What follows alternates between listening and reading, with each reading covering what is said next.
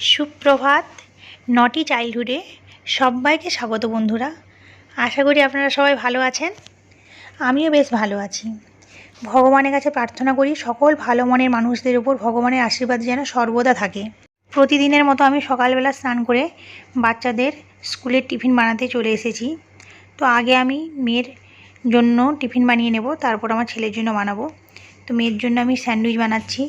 Bread নিয়েছি, আর ওতে আমি চিজ দিয়েছি, মেয়োনিজ দিয়েছি, টমেটো সস দিয়েছি। আমার মেয়ে গার্লিক সসটা খেতে খুব ভালোবাসে, ও একটু চিলি চিলি পছন্দ করে, ওই জন্য গার্লিক সসটা দিয়েছি। এতে কিউকাম্বার দিয়েছি, অনিয়ন বেশি পছন্দ করে না, তাই অনিয়নটা দিয়ে নিয়ে আমি 3টে ব্রেড দিয়ে বানাচ্ছি। 2টো ব্রেড দিয়ে দিয়েছি, লাস্টে আরেকটা ব্রেড দিয়ে দেবো, তার উপর বাটার লাগিয়ে দেব।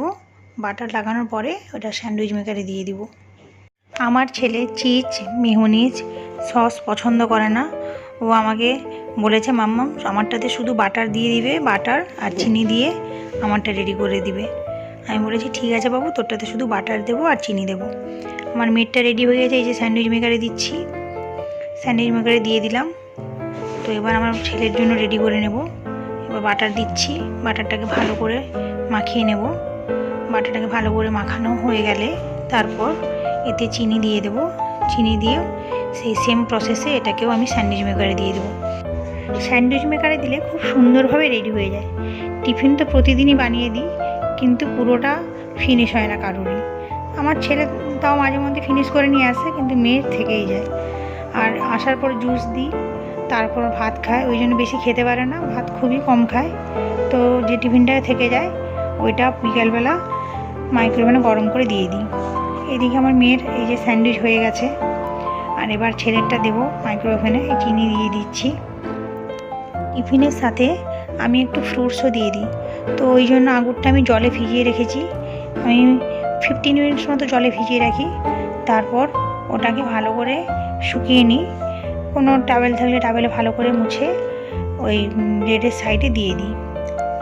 আর এই স্যান্ডউইচটা আমি ছুরির সাহায্যে কেটে নিচ্ছি। আমার কাছে আলাদা করে কোনো কাটার নেই, তাই বলে এই ছুরি দিয়েই কেটে নিচ্ছি। তো এতেও মোটামুটি ঠিকঠাকই হয়, খুব একটা খারাপ হয় না, কারণ পুরোটা টিফিন বক্সে ধরবে না, তো ওই জন্য আমি কেটে নিই। এদিকে আমার ছেলেরও ব্রেড বাটার টোস্ট তৈরি, এটাকেও সেই একই প্রসেসে ছুরি দিয়ে কেটে নেব। দিনগুলোতে আমি আরও ছোটো ছোটো টুকরো টুকরো করে দিই, যাতে ওর খেতে সুবিধা হয়। তো আজকে আর ছোটো করব না, আজকে এভাবেই অর্ধেক করেই দিয়ে দেব। এইভাবে টিফিন বানালে খুব তাড়াতাড়ি খুব কম সময় বানানো যায়, আর খেতেও খুব টেস্টি হয়। এদের টিফিনটা রেডি হয়ে গেলে এবার বাচ্চাদের তুলে স্নান করাবো। ওরা এখনও ঘুমিয়ে আছে, ওঠেনি। আমি সবার আগে ঘুম থেকে উঠি, ওর বাবাও ঘুমিয়ে আছে। আর আমার শ্বশুর শাশুড়ি তো এখানে থাকে না, আমার ছোটো দেওয়া, ওর মেয়ে দেওয়া, ওরা সব আমেরিকায় থাকে, তো এখন ওদের কাছে গিয়ে আছে। প্রায় এখন হয়ে গেল 1 বছরের কাছাকাছি, এবার চলে আসবে। এবার এলে আমার কাছেই থাকবে বলেছে, টানা 2 বছর। শ্বশুর শাশুড়ি না থাকলে আমার খুবই মন খারাপ লাগে। একা একা থাকি তো, কথা ঠিক বলতে পারি না। সারাদিন বাচ্চাটা বেরিয়ে যাওয়ার পরে একা একা থাকতে হয়। তো আমি ভাবছি কবে আসবে শ্বশুর শাশুড়ি, কখন ওদের সাথে দেখা হবে, মানে ওই আশায় বসে আছি।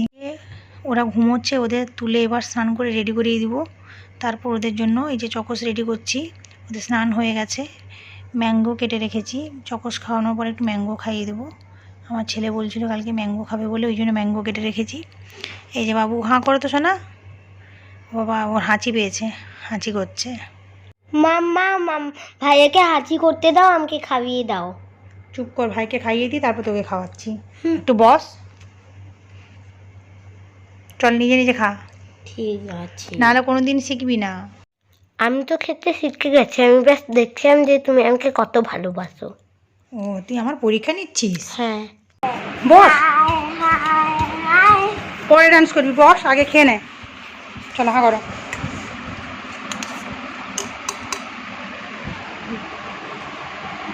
আমার দুষ্টুমি ঘরে, তাড়াতাড়ি খা, তাড়াতাড়ি খা, লেট হয়ে যাচ্ছে স্কুলে, লেট হয়ে যাচ্ছে। বাবু শোনা হা করে দে দেখি, কে ফার্স্ট হয়? দিদি ফার্স্ট হয় না আজকে? পিট্টু ফার্স্ট হয়, দেখা যাক। কম্পিটিশন চলছে। কী ডিজাইন তোর? আচ্ছা আমি এটা খাবো। ঠিক আছে, তাড়াতাড়ি খা, তাড়াতাড়ি খা। হেয়ার কম করতে হবে, এখন হেয়ার বাঁধিস নি, আজকে অনেক লেট হয়ে যাবে স্কুলে। এই যে বিচ্ছু ছেলে, হাঁ করো। কম্পিটিশন চলছে, দিদি ফার্স্ট হয়ে যাবে। ব্যাস, দিদি ফার্স্ট হয়ে গেলে দিদি শক্তিমান হয়ে যাবে আজকে। আচ্ছা, তুমি সোনা ছেলে, তুমি বিচ্ছু নয়, তুমি সোনা ছেলে।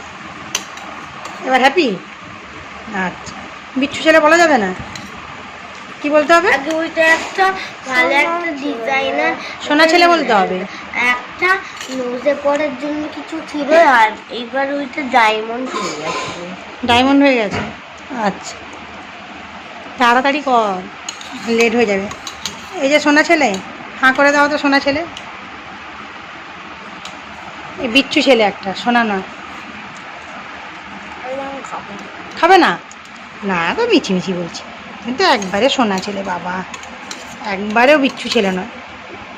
এই ওদের ঘরে ছেলেটা একবারে বিচ্ছু খায় না, খুব দুষ্টুমি করে। আর এই তো সোনা ছেলে, বাবা স্পুন নিয়ে যাওয়ার সাথে সাথেই হা, বাপ রে বাপ, কি ভালো ছেলে। এই যে ফেলে দিল খেতে খেতে, সোনা ছেলেটার মুখ থেকে পড়ে গেছে। বিচ্ছু ছেলে না না, সে বিচ্ছু নয়। এই বাবা বাবা, দিদি যাবা হেয়ার ধরে টানছে। ঠিক আছে ঠিক আছে, সে বিচ্ছু, বলে দে সোনা ছেলে বলে দে। না, বিচ্ছু বলিস না, বিচ্ছু বলিস না, বিচ্ছু বলিস না। ছেড়ে দে, স্কুলে লেট হয়ে যাচ্ছে বাবু, লেট হয়ে যাচ্ছে বাবা। যাই হোক, দুজনে মিলে অনেক দুষ্টুমি করতে করতে অবশেষে স্কুলে গেল। এবার স্কুল থেকে আনার টাইম হয়ে গেছে, তো ওই জন্য আমি একটু ছোট ছোট করে ওয়াটারমেলন কেটে নিচ্ছি, ওদেরকে আনতে যাব। তো ওরা দুজনে গাড়িতে ওঠার পরে দুজনে খুব মারপিট শুরু করে দেয়। তো ওদেরকে চুপ করে বসিয়ে রাখার জন্য ছোট ছোট করে ওয়াটারমেলন কেটে নিয়ে যাচ্ছি।